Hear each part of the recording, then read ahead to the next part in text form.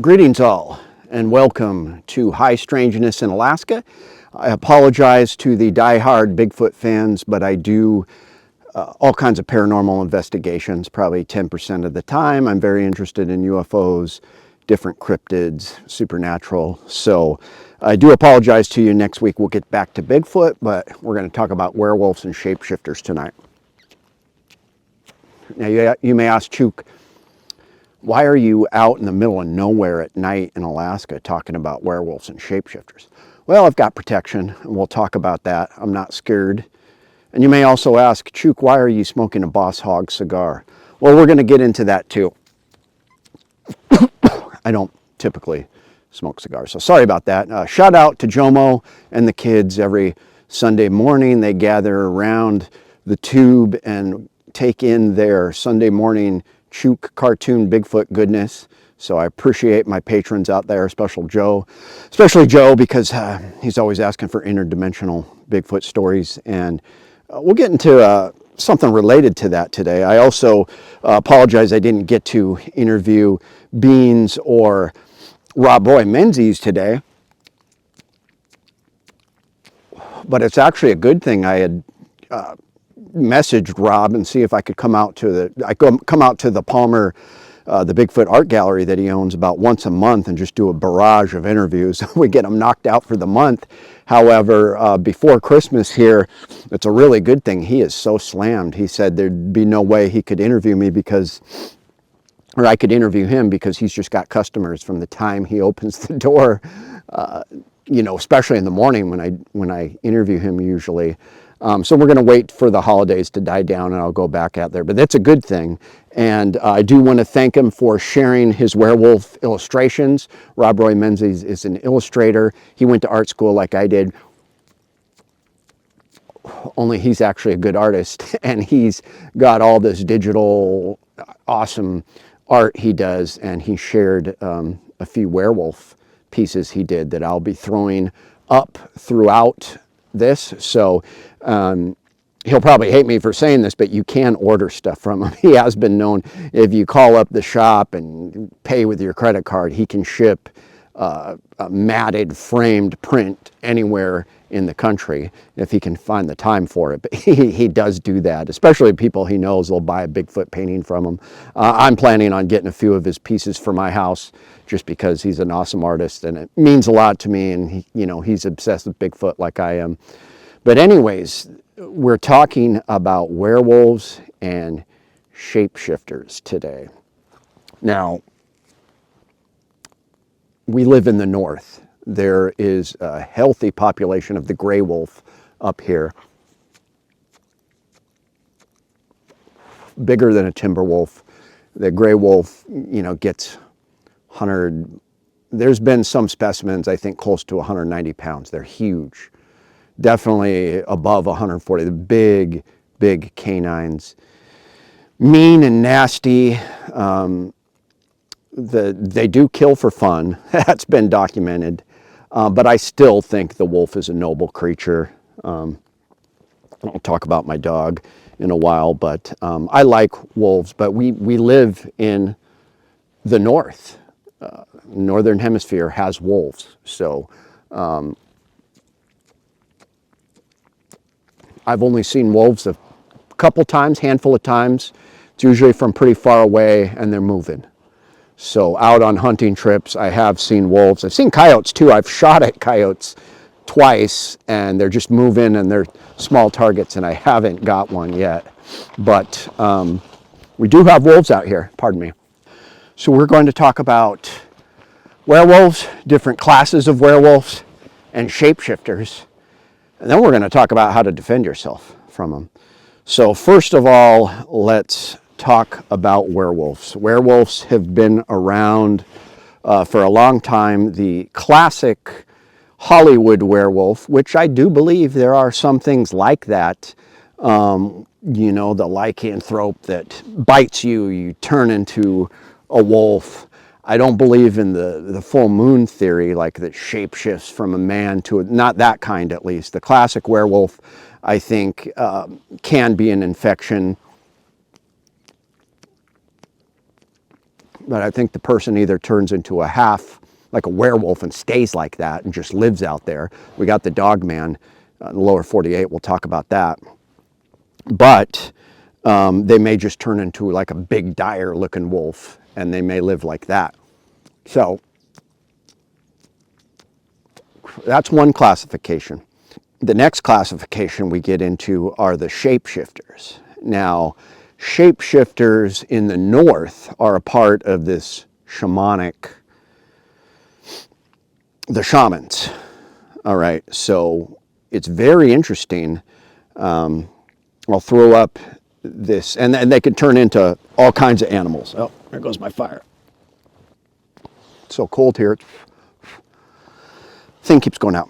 So, the shamanic culture is something in the north. So my grandmother was of Inupiaq descent, and she actually taught me the Inupiaq word, that kind of outlying Kotzebue area for the shaman, which is Angakak.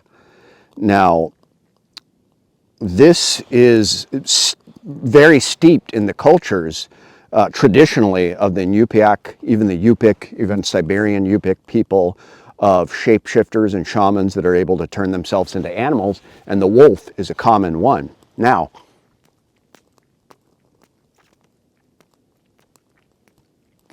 I'll throw his name up there, but we have an elder that carved this walrus ivory carving that is titled a shaman carving, and it has a half man, half bear, half man, half wolf, half man, half walrus, half man, half fish. I mean, half bird.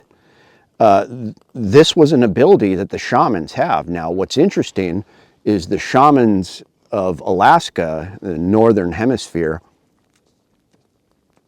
their culture, their shamanic traditions were very similar to the shamans of Mongolia. You go across the land bridge over to Siberia, very, very same kind of drums, same kind of rituals. They get themselves into a trance. We see that throughout Siberia, even into Mongolia. Mongolia has shamans.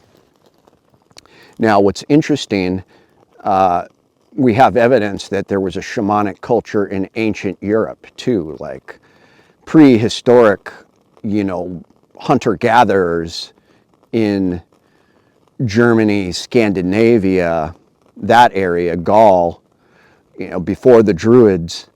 Those people were shamanic, and they had the skin drums, and they had shapeshifters too. That's where a lot of the legend of Europe comes from. We'll talk about that. But this man carved a representation. This is very common. When I used to do artwork like that, it was very common for me to do a half man, half bear, half man, half wolf. It's part of the culture.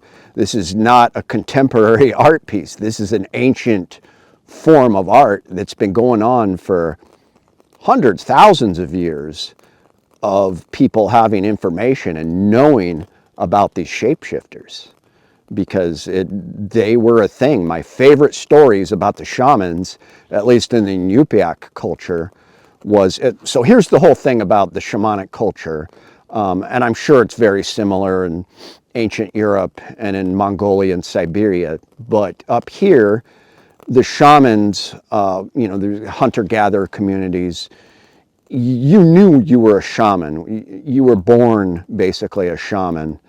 And, when you became into adulthood, a teenager, a lot of these cultures, you just know, hey, I'm communicating with this other realm. And many times the shaman's first journey would be to just go out into the darkness, go out into the woods, dig a hole, and just fall into the shamanic world.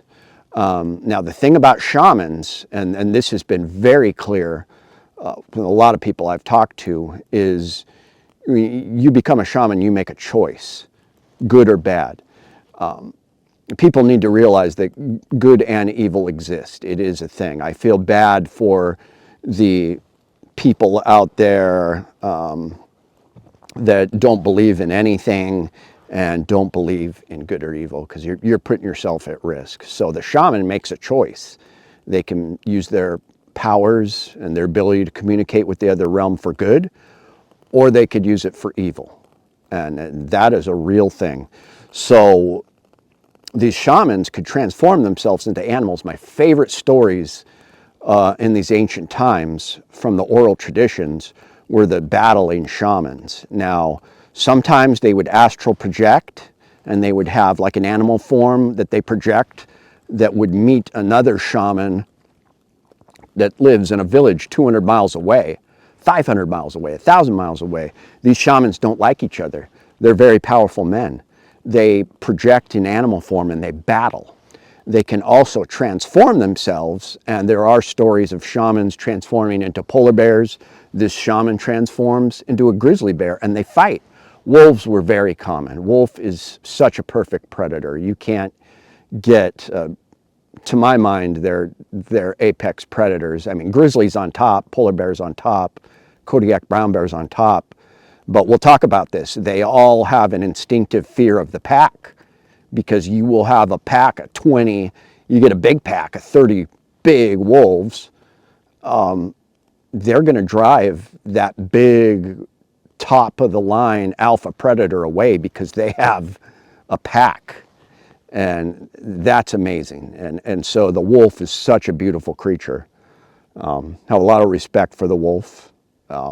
Probably will shoot one anytime I see one, just because they're so good at what they do. Is they drive the moose populations down and the caribou population. They kill for fun and they kill babies. So but those were all my favorite stories. The shamans transforming themselves into wolves and bears, traveling miles and miles and fighting the other shaman who was also transformed. So like I said, this is not contemporary artwork. This is part of the culture. Shamans were known to transform into wolves. That was a power that they had.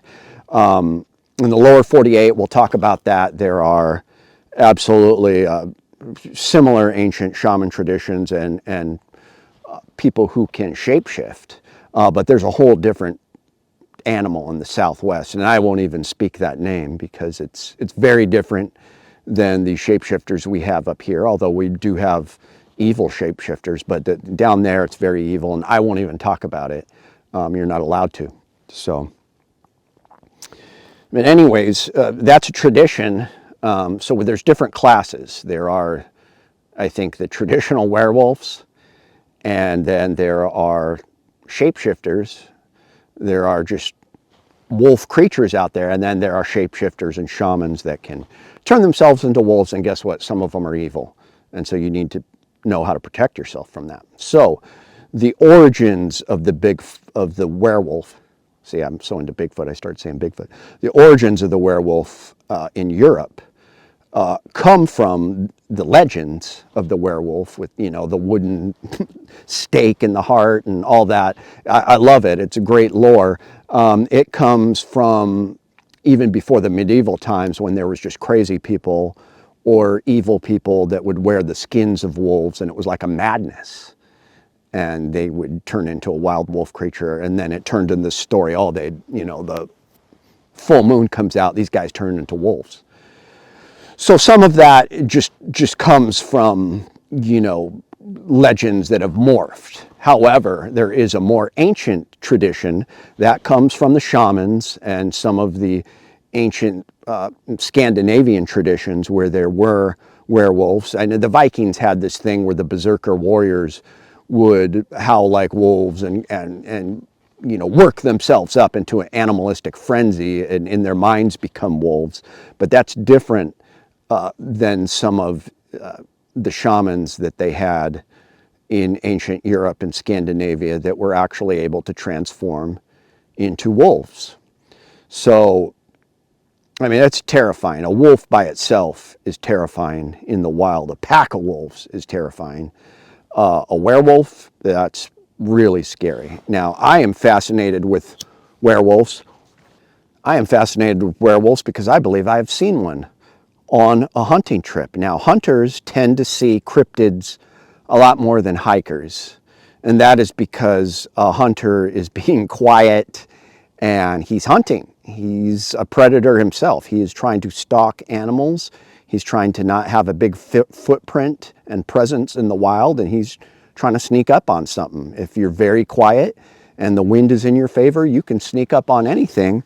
I've got some hunting partners that are chatty, and I just have to tell them, man, could you stop talking? You know, we're out hiking on this mountain and you've scared every animal within the last mile or two surrounding us away because you won't stop talking. That's why I do so good when I'm by myself hunting, because I'm silent and I'm, you know, trying to be mindful of the wind, and I have a much higher success rate when I'm by myself because I'm so quiet, and I'll get my animal. Now, that's why hunters tend to see cryptids. I saw what I believe is a werewolf, and thanks to a viewer out there, I did a sketch of it. I thought it was a cat-like creature, but somebody commented, and please comment here if it was you, that it looks like the dog man that he saw in the lower 48. I can't remember if he was in Wisconsin or Minnesota, but he said without the tail, that's what it looked like. So I was up on Kasugi Ridge. It's about a 3-hour drive north from where I am now, and I was hunting bears.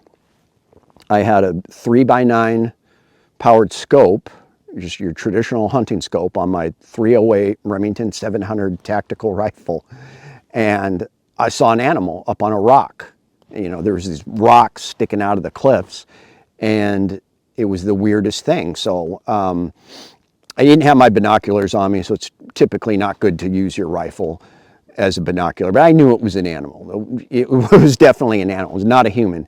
And so I had my scope on 9x magnification. I looked at it and I was like, what the heck is that? It moved like a predator. It had big kangaroo ears. But the first thing I thought, oh, it's a baby caribou. What's it doing down this far south? Those guys are hundreds of miles up north. And, you know, once in a while, one might make it down south. It's not uncommon. But that's what I thought. And then I started looking at it, and I was like, a caribou doesn't have shoulders like that. A caribou is a big-bodied creature in the deer family. It's more like an elk than a deer. They're big-bodied, and they're stiff. They can't crouch their shoulders, and they don't make predator. You can tell a predator. A predator moves like this. Its ears are up. It's looking. It's tracking. That's what this thing was doing. And it had a tail, and it had these big kangaroo ears and a long wolf-like snout, and it was just going like this at me. And I didn't shoot it because I could not identify it. I was 120 yards away. So at 120 yards with 9 times magnification, I got a good look at it. And I watched it for several minutes until it left. Sometimes I wish I would have just shot it because it was an animal, and then just dealt with the consequences after that. But I chose not to, which was probably the right thing to do. But to this day, I don't know what it is. And you know, here's the drawing I did of it. But thanks to that viewer, he said, man, that looks like the dog man that I saw. And the more I think about it, it was more of a wolf-like creature than a cat. I thought it was a big mountain lion with giant ears just because of the way it was moving. But wolves are predators. They move like that. So I believe I saw a cryptid that it wasn't half human, but it was a big old weird wolf-looking thing. Could have been part human, but it was a weird wolf-looking thing with giant ears. So, and it could have had I didn't really see the back much. It could have had a human, you know, could have been bipedal, but it was down on all fours, crouching, looking at me. I wasn't scared because I had that rifle. So we talked about the culture of the shamans in the north. We live in the north where there are wolves, and they can kill you. We do have several attacks in the last decade where wolves have encroached on human settlements and attacked people.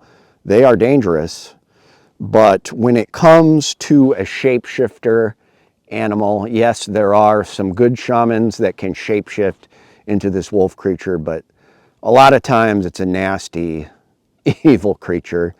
Because most shamans, all they do is heal. The good ones, they're healers. They can heal you. Yes, they can turn into animals and use that power, but they don't do it as often as the evil ones. So the evil ones can turn into birds, bears, fish. That's where a lot of these mermaid stories come from. But a very common, if not the most common one, are wolves. And so you could have communities of these wolf people, and there's a weird supernatural element, especially if you can transform. Now, the people who are just, the creatures that are just like that, you know, they're a thing. Like, one of my favorite conspiracies is the lizard people. I know I'm getting way out there, but if you ever look up the lizard people in Dulce, New Mexico, they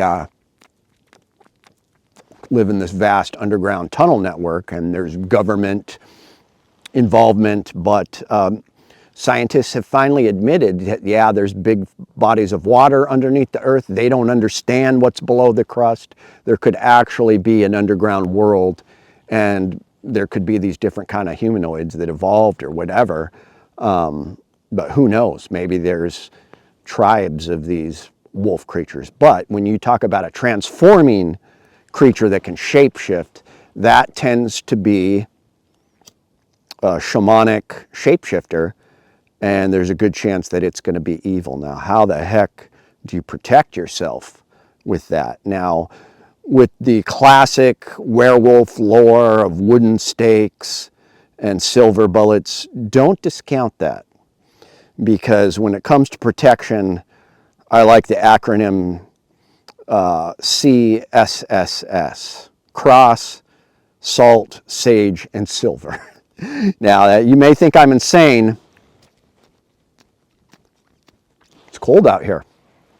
But those are all sacred elemental things that will protect you in the spiritual realm. Now, silver is a sacred precious metal, and I do believe it has protective powers. And I finally got my silver bullets. Now, we tried casting actual silver bullets, and they were too porous, so Chuck from Alaska Ballistics refused to shoot them out of my Smith & Wesson 686 because they were so porous. It was not uniform. The silver heats up faster than lead. It could splatter all over the cone in the revolver, and it wasn't safe. So we got a workaround. I finally got my bullets this week. I'll show you them here. Big shout out to the Alaska Mint, downtown Anchorage. Their jeweler filled some traditional hollow points with silver. So I've got a filled cavity that's full of pure silver and then a point. And so I've only got 4. They're pretty pricey. I'm going to test one and fire it and see how it does after I load these up into actual cartridges. And then when I can afford it, I'm going to buy 4 more, so I'll have 7 rounds. Now, if you cannot afford these pure silver tipped bullets, you can use copper, because copper has protective properties too, and it is in the precious mineral family. And so I'll have, after I test it, I'll have 3 silver bullets in the revolver, and then I'll have 4 more copper bullets until I can get the other silver tip bullets. I'll have 7 silver tip. Now, that's, especially revolvers are the thing to use, because they're more of a mechanical firearm that, you know, less problems, and, you know, something spooky isn't going to be able to mess with that as much. Now, what would even be better is like a silver tipped spear. I once made a silver dagger, which it's soft, but you could get a spike on the end of a knife, silver. But I do think that would protect you. Burning sage, holy water. You know, I'm not a Catholic, but the Vatican, I guarantee, has a bunch of manuscripts about werewolves, and protecting yourselves from werewolves. I do think holy water works. But the thing about the cross and the holy water, you have to have faith. And that takes us to the next protection, and it's what I like to call righteous anger. If you have faith in whatever you believe in, and the name of Christ is probably one of the best weapons you could ever use on a truly evil creature.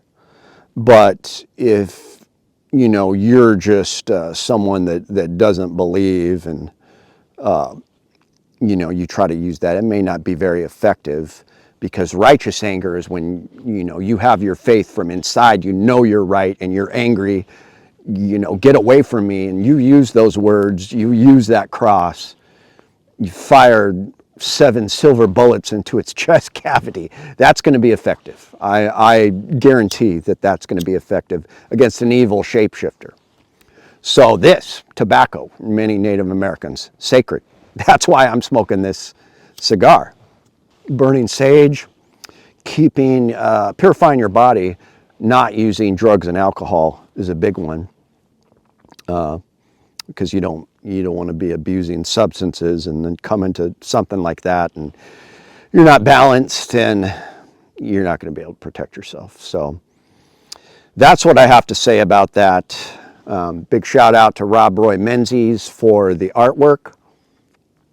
But if you're interested in this, study it, get yourself some of these protective items, and I'm going to be less scared out in the wild. Another thing, and this is an interesting one, pets.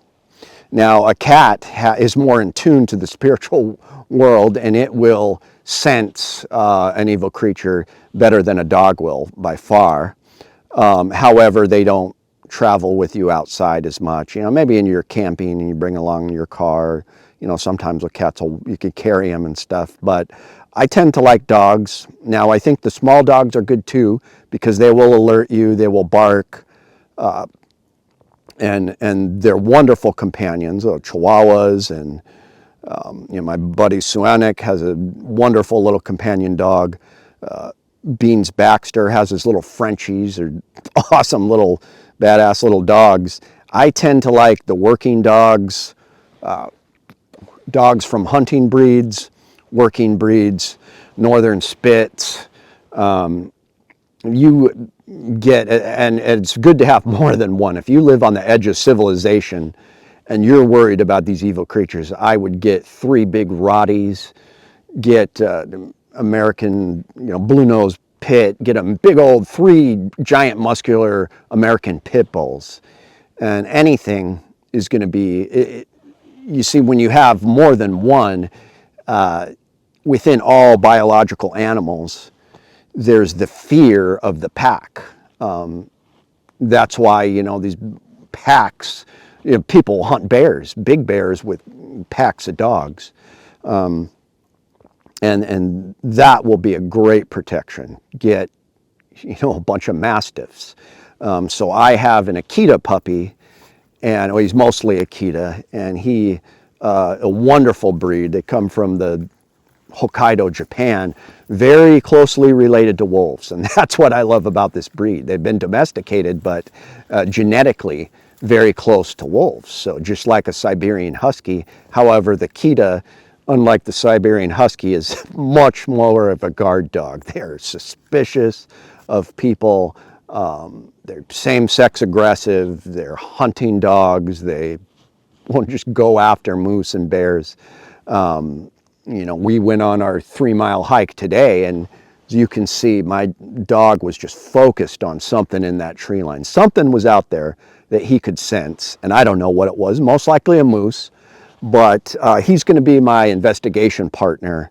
I am getting him professionally trained, because you have to be an ethical dog owner if you're going to own a breed like that that's possibly dangerous to people. So, I mean, it's silent. Akitas don't really bark that much. They're silent hunters. So perfect for these investigations. And turning out to be a big dog. So I'm excited about that. But that's another protection. And if you're worried about something like this, get you some silver bullets, get you some articles of faith, and get you like 3 or 4 big old mastiffs that walk around your property, livestock guardians. But anyways, I'm partial to Akitas now, and I think it's going to be a great companion for these type of investigations. So I'm not scared because got silver bullets and an Akita and you know, my faith. So let me know what you guys think. I love doing these videos. I'd like to do more videos on this topic. Shout out to Beans Baxter and Rob Roy Menzies. Please subscribe to their channels, and thanks for tuning in. I will see you next Sunday. We've been doing this for almost 6 months now. Every Sunday. I haven't missed a single Sunday because I really enjoy the comments, and I look forward to you guys. I'll try to do longer videos like this because I know you guys have requested the longer videos. I do have a surprise investigation coming up I was hoping to do it already sometime before winter's over. In the next couple months, I'm going to do a paranormal investigation you will find interesting. Really excited about it. But the Bigfoot investigations that we got going on will have to wait for spring when the snow melts and we can get out there into some of these hot spots. So thank you everyone for tuning in and for chiming in, and I will see you next Sunday. It's Chuke signing out.